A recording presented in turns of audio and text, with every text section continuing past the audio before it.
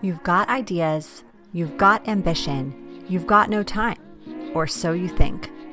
I'm Marissa Lonick, and I help busy moms with big dreams and no time.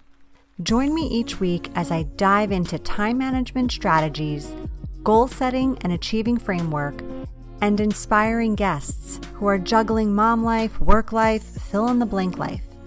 Dreams don't work unless you do, and just because you're a mom doesn't mean you can't still make it happen, whatever it means to you. Welcome to the Mama Work It podcast.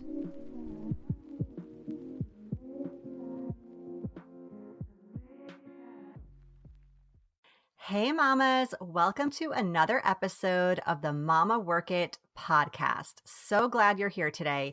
Even though I know you may also be tired AF, but trust me, if you are feeling that, you are tuning in to the perfect episode today.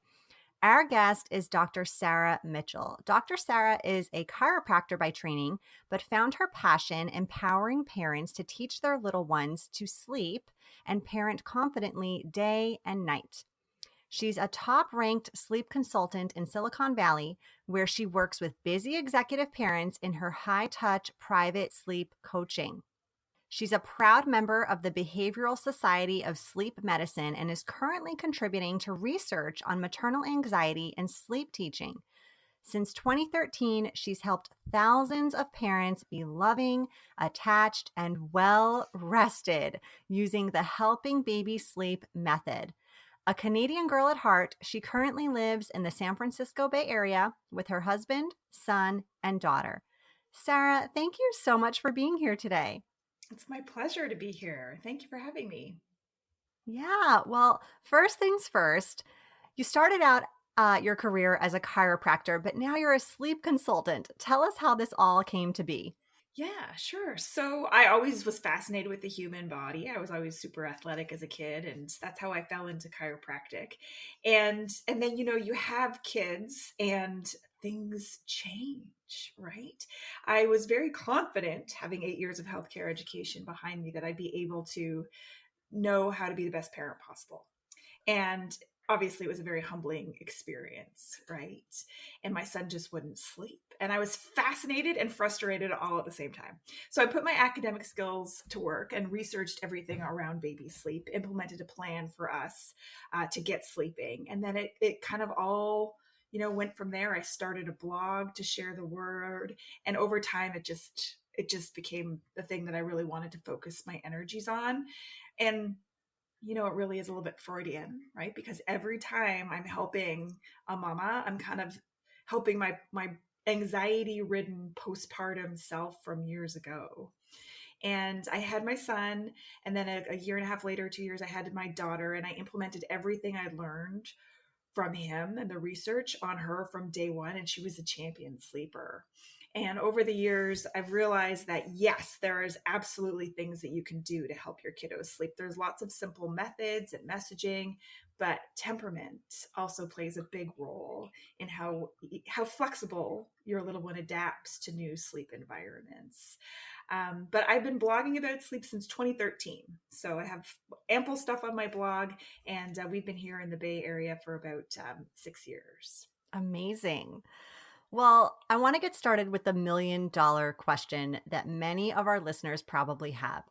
What does a sleep consultant do, and why should you hire one? Yeah.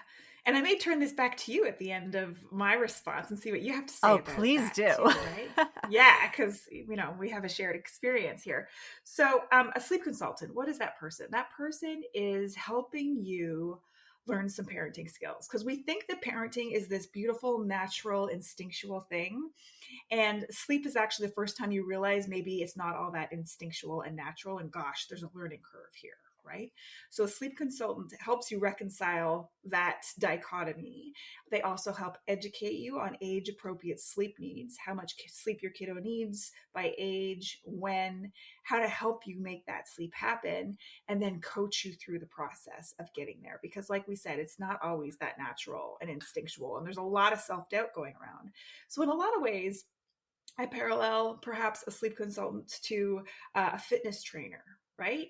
Why do people go to fitness trainers? They go because they want someone to tell them exactly what to do to be the most efficient in their time and who has experience and expertise in a certain domain. We all know, like, calories in, calories out, and running is healthy for you, but like the nuances of that we might not know. And it's the same with sleep consulting. Yeah. Yeah. And, I'll be honest, I had 3 kids and never had a real sleep issue. I would hear friends talking about their babies needing all this rocking and cuddling and singing and then waking up every hour and even well past the newborn stage. And I always felt really blessed that I had some, quote unquote, good sleepers. But it made me think sleep was like a natural thing. Right. And then I had my Mhm. 4th baby and I quickly realized, oh, this is what they were talking about. And truthfully, as you said, I didn't sleep through the night until he was 1. And that's only thanks to you, Sarah, and your program. I mean, you were the one to help me through that. And, you think by the 4th baby, you know what you're doing. They're all different. You really have no clue when you get hit with this. So, anyway, my question is, we tend to think sleep is like this natural thing, either before we have kids or if we are blessed with, that quote, good sleeper. But maybe until, once we face this issue, we realize that might not be the case. So can you talk a little bit more about that? Sure. Well, the thing about baby sleep is it's so dynamic and it changes very quickly in those first like 6 months. So whenever we're talking about baby sleep, I always want to say like, what age exactly are we talking about? Because there can be a lot of misunderstanding if we're not on the same page about time period. But part of I think what happens is that in those first like few weeks, they're growing so quickly. They wake up, they eat, they fall right back asleep. And you kind of get lulled into this false sense of security in a lot of ways that, oh, this isn't so bad, perhaps, right? Or this is what it's supposed to look like in any case. And then inadvertently, most of us kind of teach our kiddos what sleep looks like between 4 and 8 weeks. It's really early. There's this like little tiny imprinting period where we're actually teaching our kids what sleep looks like at that time. And if most people probably like me the first time, I had no idea that was going on. And so I just kept nursing him to sleep because it was so wonderful. It worked really easily. And there's nothing wrong with nursing to sleep. Let's just say that. It's just, is that sustainable? Because once you hit the 4 month sleep regression, kids wake up more in the night, they have shorter naps, and if you're responsible for nursing them back to sleep every time, it can be really exhausting. It can be in an unsustainable way for some people, not everybody, right? And so where does sleep change is really in that 4 month sleep regression when kids start to learn object permanence and they realize that you exist even though they can't see you, and they start to call for you a lot more and wake up more in the night. I have a lot of parents who are like, we were doing so great at 3 months. We were getting like 8 hour stretches of sleep like we thought we had it made. And now he wakes up every 3 hours in the night. That's very, very common. But yes, the kiddos are different. And so why is that exactly? Temperament definitely plays a part. So I didn't know that I had a very strong-willed son until my daughter came along, and she took to everything so much more easily. I refer to that as like flexibility. She was just that much more flexible. And you would probably be a great commenter on that, since you have 4 little people that you can kind of compare, right? Do you notice that some of your kids are more flexible than others, even sleep and then outside of sleep as well? Yes, absolutely. Yeah. Yeah, yeah. And that's what it comes down to. And that's why for a lot of people I work with, they're like, but my mother gave me this book, or my neighbor did this technique and it worked for them. Why is it not working for me? Right. And that has to do with nuances. Maybe you're missing a little bit of something, timing, messaging. There's something little that you're missing, but also your kiddo's temperament maybe isn't well suited for that kind of approach. Yeah. So how do you figure that out if you're a first-time mom and you don't have that comparison ability? I don't want to say trial and error because that sounds so haphazard, but you have to start somewhere. You have to have a starting point. So often, even with me, I often say, I never really know what I'm going to get when I'm working with a client, because parents' perceptions can be so interesting too, right? Like I've had people say, oh my God, he's going to cry for hours and he fell asleep in a half an hour. And then I have had other people go, oh no, she's a really chill kid. It's going to be fine. And it doesn't go very well the first night, or it's harder than we anticipated it to be the first night. But I always know that we can handle whatever happens because I've just worked with so many different cases and personalities at this stage. So And you know, the other thing about that, it's hard to answer that question because the other thing is often you hear like, oh, trust your instincts, right? And I was having that conversation with a client one time and she's like, yeah, I heard that.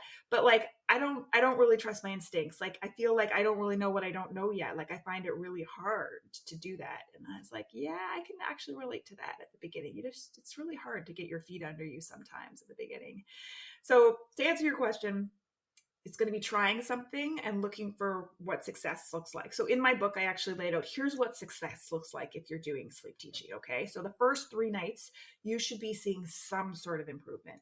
And that might be decreased amount of time to fall asleep. It might be a longer stretch of sleep than you've ever seen before. It might be falling asleep in the crib for the first time without ever having done that previously. But you should be seeing something. You should be seeing progress. And then roughly, like, you know, in my coaching package, I say most parents have hit their goals by days 7 to 10. So that would be like, if we had a 6-month-old, let's say, it would be like sleeping 11 hours overnight. If they're breastfed, maybe 1 feed. If they're formula fed, no feeds. Being able to sleep 3 naps and reach 2 to 3 hours of nap time. Those would be our goals. And most people have met those by roughly 2 weeks. There may be little blips here and there afterwards with teething or motor development, but that's kind of what we're looking for. So if you've been like sleep teaching for like more than 2 weeks and you're not making any progress, if you've been sleep teaching for 5 days and you're not seeing any progress, stop. You're missing something. Consult a sleep consultant. Get a different book. Come at it from another angle. Reassess what you've been doing. Yeah, that makes a lot of sense. And I'll just say, guys, I did this program 7 days in. I never thought this would be me. I was sleeping through the night and I had a baby taking 2 very predictable naps. It was like a 180 as to what we were dealing with prior. I mean, incredible results. I can't even tell you enough. Okay, I want to switch gears to, people that maybe are scared of sleep training because maybe they automatically think this is just letting their baby cry it out, and that maybe doesn't necessarily align with their parenting style. So, consequently, and I'm sure you know this more than I do, there is a lot of controversy out there on sleep training. So, can you tell us a little bit more about that? Yeah. So that was me. I was attachment parenting. Never let your baby cry, feed them on demand, co-sleeping. I really wanted to do that. I believe in it. I do. It just didn't work for us, right? I was nursing him back to sleep like every 2 hours in the night. It was just unsustainable. I was like, this is not healthy for us. You look tired. I look tired. I'm getting kind of resentful at this point. Like, it's a terrible feeling to have. So I don't think there's just one way to raise your kiddo. Like, if this doesn't sound like it's for you, I totally get that. Don't do it. Right? I see people like me who have tried no-tier approaches and they just don't work for them.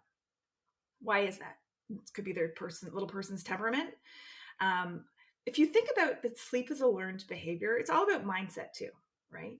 When you surround yourself with all the naysayers who aren't doing sleep training, who are fine with waking up 3 times in the night, who don't have to go to a demanding job the next day, this works for them. But that might not be your scenario, right?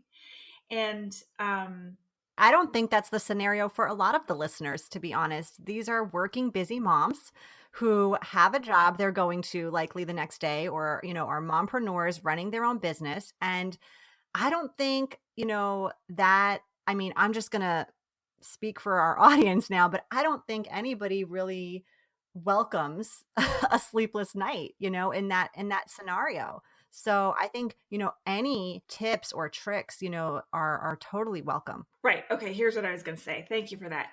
If you think about sleep being the drive to sleep, it's biological. Yes, we all need to sleep. Our sleep is imperative, right? We can't live without it. But the way we sleep is actually a learned habit.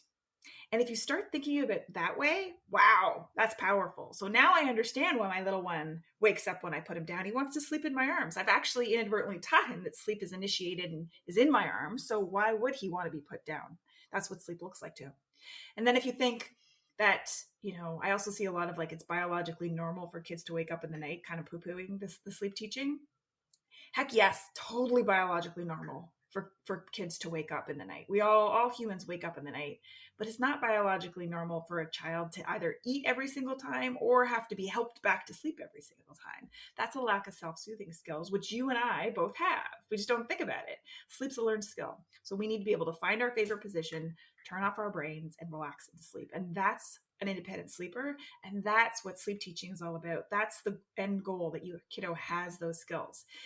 You know there's going to be tears because we're changing the way your kiddo has fallen asleep for some time. So their tears are the only way they have to communicate. So you put them down, and those tears could mean, oh my gosh, I'm so tired. Why aren't you helping me? Oh my gosh, this is not what I know. I don't know, I have a clue what to do right now. Why aren't you picking me up? But the other thing is, there's a lot of misconception about what sleep teaching is. It's not just your bedtime routine. It's all about your 24 hours of your day, your messaging. Like, we have 5 pillars in the Helping Babies Sleep method. The first one is understanding that sleep is a learned skill. The second one is timing, that each age by month has a different timing for sleep that really optimizes the ease of that put down. The third thing is feeding, being an intentional feeder. So being able to stack the calories in through the day to give you more confidence about your nighttime feeds and being intentional about those. Fourth pillar is messaging. So if I give a different message about how sleep happens, that can be really confusing to my little person. Sometimes she picks me up, sometimes she doesn't, sometimes she rocks me, sometimes she's gonna bottle. I have no idea what's gonna happen. If I cry, I'll cry, see what I get. Versus I get a same response every single time. Okay, I know what to expect from the world, and I know what's expected of me. And then the fifth pillar really is responding. And this is the sleep teaching, acknowledging or attending. There's different ways you can do it. It doesn't, I think people associate sleep training with like the Ferber method, where you're leaving them to cry at intervals, and each night the intervals get longer. And that is definitely not my go-to. I think there's 2 other methods before that can be more gentle. And also, you want to think about where your kiddo is coming from. Like, I've had a lot of people, because most physicians are familiar with Ferber because he was a medical doctor and he wrote the book, and there's like a research study with that. So they promote Ferber. But if you have a kiddo that's been sleeping on you or co-sleeping or in arms, and you drop them in a crib and you do Ferber, that is a big leap. You're probably not setting yourself up for success so much. And so you want to go with something more gentle. But anyway, going back to your original question, it's really about surrounding yourself with people who have similar values than you, right? You want to find people who have a good sleeper, the things that you want to achieve. Those are the people that you want to be listening to. Yeah. Well, listen, you touched on this before, but I feel like I got to ask this question again because I think it's super relevant. Is it possible you can have a child that's sleeping perfectly fine, like following the plan, sleeping through the night, taking naps, and then all of a sudden he hits a specific age and it just all goes to shit? Like, what do you do then? Well, sleep regressions, I'm sure you've heard about them, right? And they happen at different stages. And anytime anybody listening reads or hears sleep regression, I want you to think about 2 things: growth and distraction. Because that's what a sleep regression is. Your child is growing physically or neurologically, and they're distracted by the thought of that. So I'm getting teeth and I'm distracted by the pain in my gums, and I can't relax back down into sleep when I woke up in the night, which all humans do. Or I'm learning to pull up to standing on my crib and I'm excited about that. I want to practice, or I'm just thinking about it. There's a lot of parallels to adult sleep here. All adults go through little bouts of insomnia, which are really little mini sleep regressions, right? Our brains are distracted by something stressful or exciting in our lives that prevent us from relaxing back down into sleep. And so if you have a kiddo who's an independent sleeper, the sleep skill is there. But now they're distracted by something, or they're testing boundaries. Very common in the toddler years, like 15 months. I'm testing boundaries. If I cry, will she come back and pick me up? Because I'd like that. That'd be nice. I like her a lot. I would like to stay with her. And so they try that. And then how you respond is the question. And, when we do sleep teaching, that's kind of your framework for how you're going to respond to all these little regressions as the years go by. And really 2.5 is kind of the magical number. Okay. You'll have many little sleep regressions on and off until then. Yeah. All right. So we're still in the woods here in my house. Yeah. So then, is it best to sleep train your baby? Like, is earlier the better? What's your favorite or best age that you recommend people get started with this? Yeah. My favorite time, well, there's 2. One is actually sleep shaping, no tears, gentle approaches in that 4 to 8 week period. I love that. Assuming that you're feeding well and that's all on track. But feeding and sleep are so intertwined. But that's one of my favorite times, because then you can prevent I had somebody in one of my classes say, "Oh my gosh, I'm so glad I did that so I could avoid the massive sleep training I had to do with my daughter." Right? I had another lady say, "Oh my gosh, my mom just said, do you think that my older daughter, who we thought had colic, was really just overtired because we didn't implement these things from the beginning that we're doing with our second?" So I love that period. But not all of us are aware of that, and a lot of us have other challenges going on, like breastfeeding at that time, and sleep is the second priority, right? So maybe you fall into bad habits. That's okay. You're keeping a tiny human alive, right? But then at like 5, 6 months, okay, you're like, we got to stop waking up 3 times or 2 times in the night. Like, we're ready. To me, I love that time, 5.5, 6 months, because you have less variables at play. Okay, so you're over the 4 month sleep regression, or you're still in it, but it's past. Object permanence is being established, but yet you don't have the other variables creeping in yet, like teething or motor developments. But really, the best time is when you feel like the way we're doing things is unsustainable and we need to make a change, because you need to be in that mental space, because for sure the first couple days are usually pretty rough, right? You remember, Yes. you don't feel good about it. Nobody wants to do this, right? So you got to feel like, I'm putting this work in now so that I can have that beautifully, even happier, well-rested baby in a few days. That totally makes sense. And I think a lot of moms who maybe decide to do this later on probably feel like, oh, I should have just done this sooner. But I love that you work with toddler moms and you work with, even older kids, right? Like you're not just focused on those newborn and early infant stages. Like anybody can do this kind of at any time. Absolutely, absolutely. I work with kids up to about age 3.5. My kids are 10 and 7, so I'm experienced in that age group too. But I feel often as we get older, there's usually more psychological things that need to be dealt with. So I often refer to a parent coach at those ages. But I love the toddlers. It's funny how things work. I have a whole bunch of 2-year-olds right now in my practice that won't stay in bed, right? That keep coming out, that end up, mom wakes up and they find their kiddo next to them in the morning. I have a lot of those as well. And that is about sleep skill, but it's also about there's parenting, even more parenting skill in there, right? Figuring out who your little person is, what works for them and what doesn't, and being able to set boundaries compassionately and confidently and follow those through. So, what's the one thing every parent needs to know about sleep? Tell us. That the drive to sleep is biological, but the way we sleep really is a learned habit. And that's true at any age, even as All adults. right. Mhm. Does Yeah. that make Yeah. I sense? mean, there's like that natural element, right, that we talked about, but you got to also learn how to do it, right? You got to learn how to ride the bike. So, absolutely. Yeah.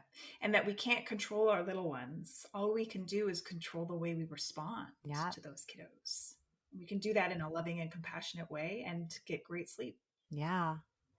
And now let's turn it over to working moms specifically. What do you think is the one thing every working mom needs to know about her sleep? About her sleep. Yeah.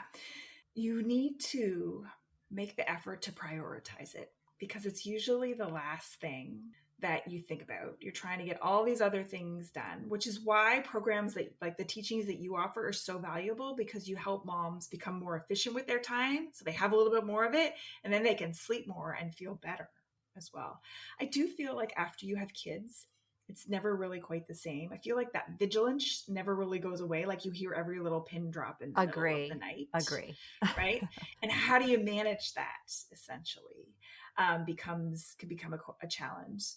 I talk about like the top 3 sleep sabotagers, and they are your sleeping partner, caffeine, and food. Really, right? Like your sleeping partner, and you know what I mean by this: either a toddler or a snoring husband, right? Yes. Right? They can sabotage your sleep because if you wake up more in the night, essentially. And that you may have slept for 8 hours, but you woke up 6 times, that decreased the quality or the amount of your REM sleep or the amount of your deep sleep, which are really important, right? Caffeine, because you often fall into the coffee cycle where you're tired when you wake up, you have that caffeine, which is shown to help you, be more productive.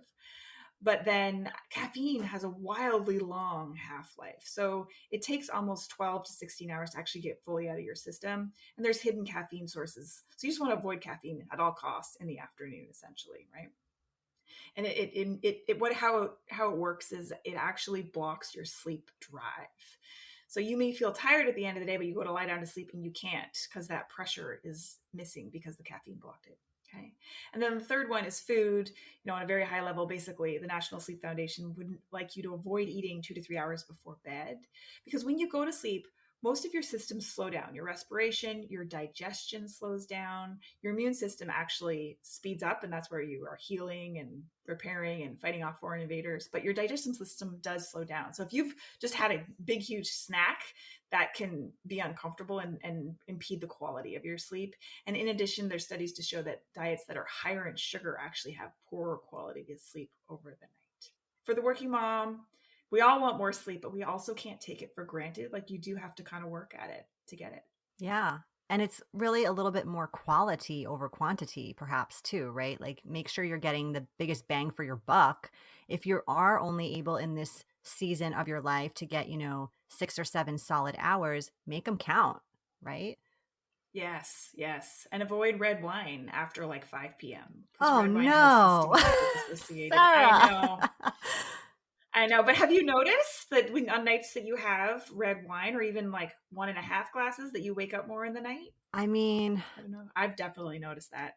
I don't drink a ton, but I will keep an eye on that. Yeah. I've noticed I don't wake up feeling so energetic the next day, probably due to my lack of good sleep, I would imagine. So, yeah. So, all right. Well, this has been fascinating. Thank you so much. Before we wrap up this conversation, though, I do want to ask you a few random, just for fun type questions in our lightning round so our listeners can get to know you a little bit more on a personal level. Great. Okay. What is your go-to get shit done song? Oh, Madonna, Express Yourself. Oh, yes. What a great choice. Love it. Yeah. What's your guilty pleasure TV show? Ooh, I did like the Bridgertons, that just came out. I watched that. That was just like, and Outlander. Ooh. All right. What book are you reading right now? Gosh, I think I have 6 or 7 on the go right now. One of them, I can't even remember all the titles. One of them is about something about being a queen. It's like a business self-help book. I have a fiction book on the go. I also have a stock market investing book on the go. And The Psychology of Money is also one that I'm reading right now. All right. Lots of learning happening over there. Yeah. Love it. Yeah. Are you an introvert or an extrovert? I'm an extrovert. I love interacting with people. I love people. I love new clients because I love their story. I just love learning about people. But I also feel like at the end of the day, I want to hide from everyone, and I really need downtime. I've noticed about myself. Yeah. All right. Nail salon, hair salon, or spa. You can only pick one place to visit for the rest of your life. Which one is it? Hair. Definitely hair. If you could only eat one food for the rest of your life, what would it be? Calories don't count. Like a burrito. I love black bean burritos with a lot of cheese and some good guacamole and some sour cream. Yeah, Mexican. Yeah, good choice. What's your cocktail of choice? Gin and tonics. Hot summer day, lots of ice, some good lime. Oh, yeah. Great. And what's one app you cannot live without? I love ThinkUp app, which is positive affirmations. I don't know, and you can record them in your own voice. I'm a bit biased, I guess, because I'm also on that app with Baby Sleep Teaching Positive Affirmations. But I really like that. To me, that when I first discovered that app and doing some other personal development work, I found that to be kind of life-changing. Yeah, that sounds really interesting. Have to check that out. Mm-hmm. All right. Well, before we go, why don't you tell our listeners where they can find you? Yeah, I'm at helpingbabiesleep.com. Same handle on Instagram. And if you're struggling with sleep, you can always take my free baby sleep quiz for ages 0 to 2, which is 6 simple questions to help you figure out what's happening with you. But yeah, that's where you can find me. All right, great. Well, thanks again for being here today, Dr. Sarah. It has been so much fun chatting about all things sleep. Thank you so much for having me. You've been listening to the Mama Work It podcast. I hope you've enjoyed this episode and would love if you could take a quick minute to leave me a review on whichever platform you're listening from, and maybe even send a note to a fellow mama friend recommending it. Reviews and recs help this podcast grow and reach more like-minded, awesome moms. And if you haven't subscribed yet, don't forget to click that button so we can stay in touch, girl. By the way, if you haven't checked out the Mama Work It website, please do. There are lots of free resources and great articles there that can help you with the juggle of work life, mom life, wife life, fill in the blank life. So head on over. Thanks again for being part of the tribe. I'll see you soon, but in the meantime, keep on working it, mama.